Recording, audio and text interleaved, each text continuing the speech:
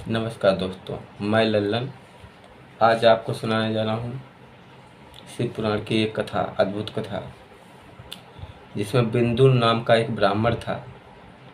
वो बड़ा दुष्कर्मी था। उसकी चंचला नाम की एक पत्नी थी, धर्मपरायण पत्नी, जो हमेशा अपने पति के ही उसमें रहती थी। लेकिन उसका पति दुष्कर्मी था। वो दो शूद्रों की पत्नियों के साथ अपना क्रियाक्रम करता था और अपनी पत्नी पर ध्यान नहीं देता था। ना उसे प्यार करता था, ना उससे ज़्यादा बोल चाल करता था। पत्नी काफ़ी सहनशील थी, ज्ञानवान थी।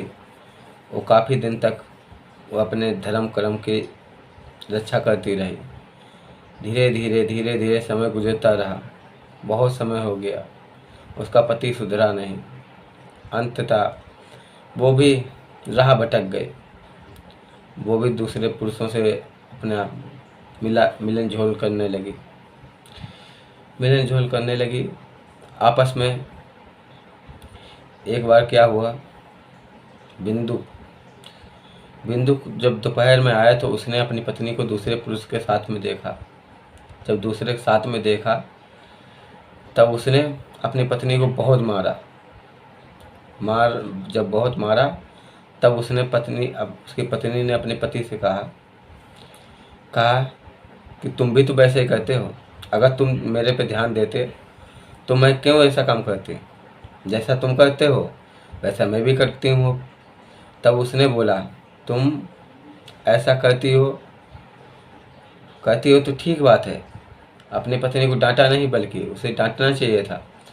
लेकिन बोला कि मैं दूसरी स्त्रियों के पास जाता हूँ तो उन्हें पैसा देता हूँ, और तुम ऐसे ही करती हो, मिलती हो दूसरे पुरुषों से।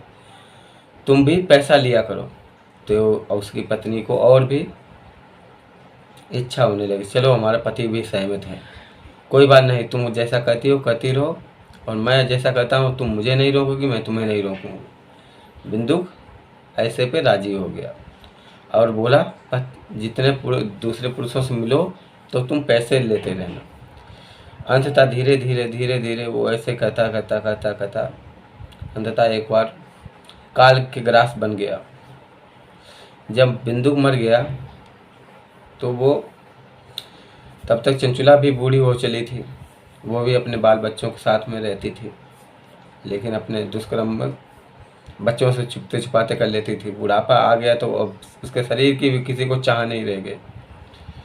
अब धीरे धीरे क्या हुआ, जब उसके गांव से एक बार काशी के घूमने के लिए सब निकले तो उन्हीं की टोली में वो भी, चलो काशी देख के आएंगे, ऐसे सोच के भाव बना के चल दी। चलते जब काशी पहुंची तो वहाँ पे उसने देखा एक जगह महाशिवपुराण हो रही थी। तो पंडित जी उस टाइम नरकों का वर्णन कर रहे थे। जो ऐसे बता रहे थे जैसे जो पुरुष दूसरी स्त्री से गमन करता है, उसे नरक में लोहे की स्त्री से, जो तपती हुई लोहे की लाल लाल स्त्री, उससे आलिंगन कराया जाता है। और वैसे ही जो स्त्री परपुरुष से संग करती है, उसे भी वैसे ही आलिंगन कराया जाता है। जब उससे करती तो हाय हाय चिल्लाती है, उसके अंग जलते हैं, गुप्त अंग जलते हैं। जब गुप्त अंग जलते हैं तो चिल्लाती है, लेकिन वो तो मर चुकी है। लेकिन उसके सब सूक्ष्म शरीर को वो परेशानी दी जाती है, तंग किया जाता है। सूक्ष्म शरीर को सारी पीड़ाएं मिलती हैं। वो सब वर्णन सुन के चुंचला बोली, अरे मैंने अनजाने में पता नहीं कितने पाप कर डाले। अपने पति के संग करना चाहिए था सब, लेकिन मैंने दूसरों के साथ किया और संग निभाया। अब वो फूट फूट के रोने लगी। कथा समाप्त हुई तो पंडित के पास गए, पंडित के चरणों में गिर पड़ी। हे ब्राह्मण देवता, आज तुमने ऐसा कथा में सुनाया, क्या ऐसा सच में होता है? तब ब्राह्मण देवता बोले, हाँ, हमारे पुराणों में यही लिखा है, ये होता है। 100% ये बात सत्य है। 100% ये बात सत्य है।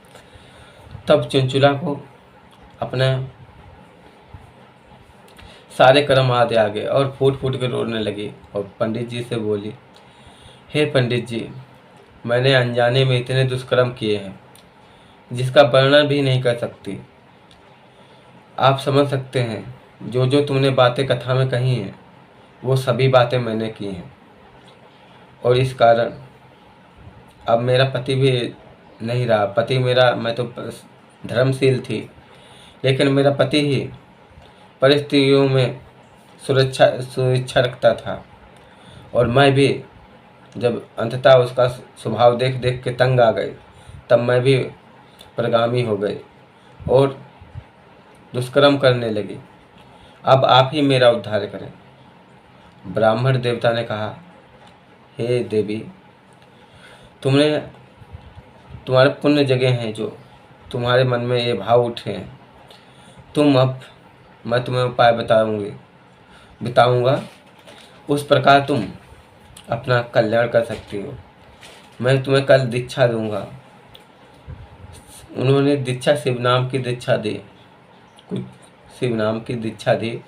अब वो चंचुला भस्म धारण करती, अपनी जटाएं रखती, भस्म धारण करती, त्रिपुंड लगाती, रुद्राक्ष माला धारण करती और शिव का अर्चन बंधन, शिव पूजन विधि विधान से करती।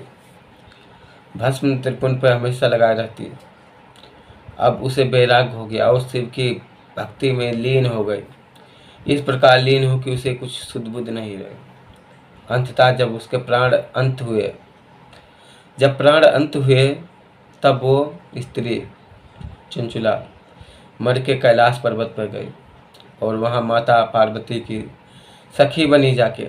जब सखी बनी तो एक दिन,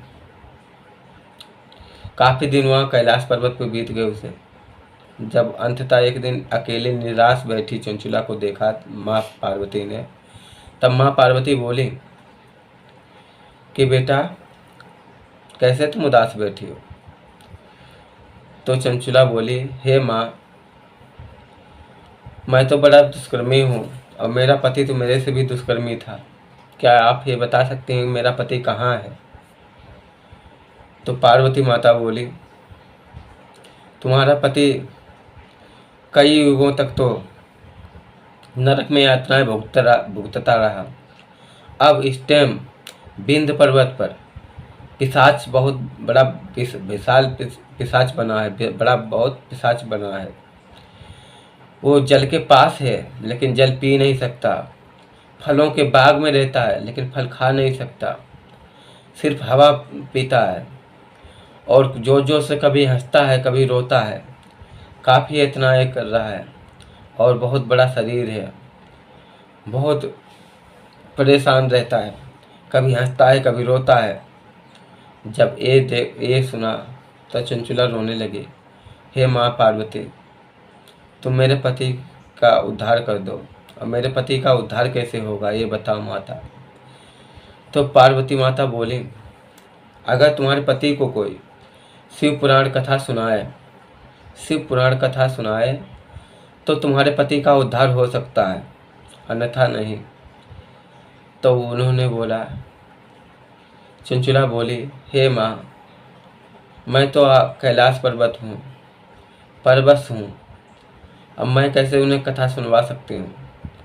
आप ही मेरी मदद करें। तब उन्होंने क्या किया, माँ पार्वती ने चंचुला को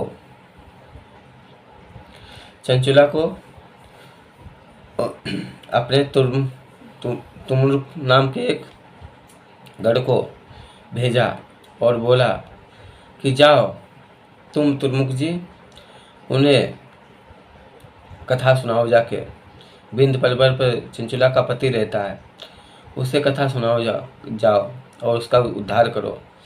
जब तुर्मुख जी वहाँ गए चंचुला के साथ में विंध्य पर्वत पर, जब बिंदु के पास पहुँचे तो बिंदु को देखा तो देखते रह गए। इतनी विशाल काय, इतना भयंकर शरीर और इतना डरवाना उसका मुंह देखकर सब डर गए और वो न कहीं पे ठहरता, कभी रोता, कभी हंसता, कभी खूब जोर जोर से चिल्लाता, कभी डरवानी आवाज़ निकालता, अन्य अन्य रूप धारण करता। अब उसे जब तुर्मुख जी ने देखा तब उसे गढ़ और शिवगणों द्वारा बंदी बनवाया और बंदी बनवा के अब तुर्मुख जी ने उसे शिवपुराण कथा सुनाई।